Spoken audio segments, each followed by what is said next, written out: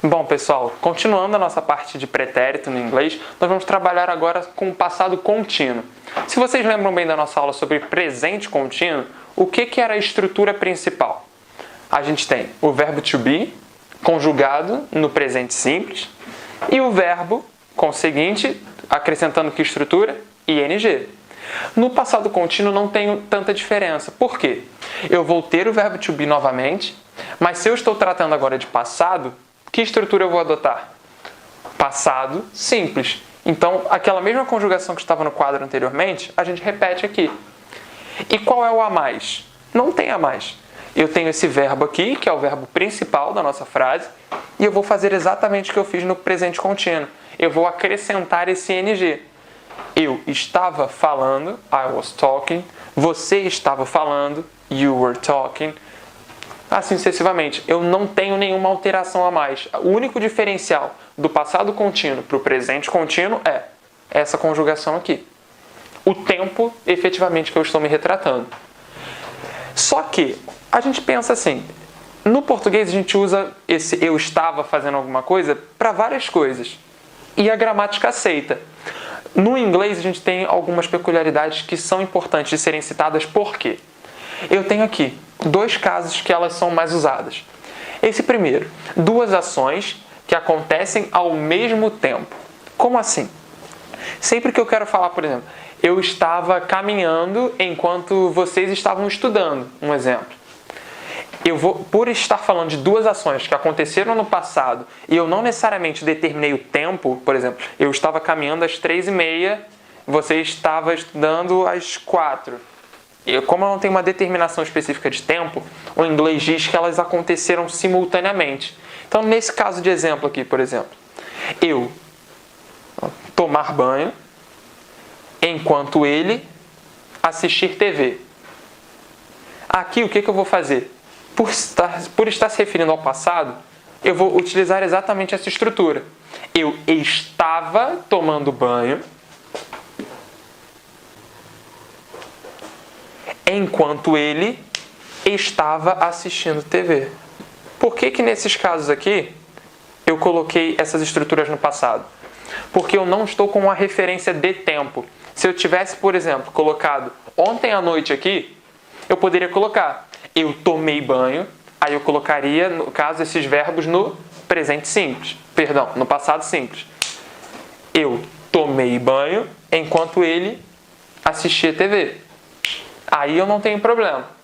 Mas aqui, como eu não tenho nenhuma referência de tempo, eu tenho que usar essa estrutura aqui. Só que a gente tem esse segundo caso, que é o que geralmente mais cai em prova e que mais confunde a gente. Por quê? É quando eu tenho duas ações também, só que uma é uma ação que, digamos assim, define o espaço, o que estava acontecendo, eu estou contextualizando a situação, e eu tenho outra que é pontual, ela acontece durante aquela contextualização. Como assim? Por exemplo, eu posso falar aqui, eu estava dando a minha aula para os senhores quando alguém entrou.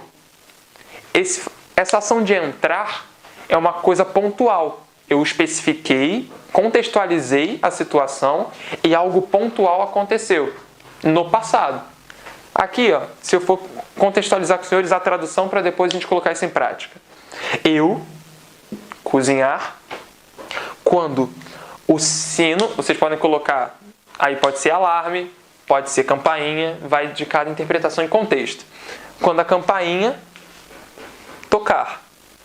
O que eu estou pensando aqui? O que é mais extenso? O que demora mais? Eu estar cozinhando ou a campainha estar tocando? Nesse contexto eu tenho que cozinhar seria o meu contexto. Concordam? É uma ação mais extensa. E a campainha tocar é uma coisa muito pontual. Toquei, ou seja, essa ação aqui interrompeu, em aspas, a de cima. Então o que eu vou fazer aqui? A ação que se estende, eu conjugo no passado contínuo. Ou seja, se eu estava cozinhando é a ação mais extensa, o que eu vou colocar aqui? I was cooking. Eu estava cozinhando quando a campainha tocou. Olha como eu já conjuguei. Foi a mesma tradução que a gente fez no passado simples. Então, o que eu vou fazer aqui? Vamos relembrar aquelas regras? eu preciso saber se esse verbo é regular ou irregular.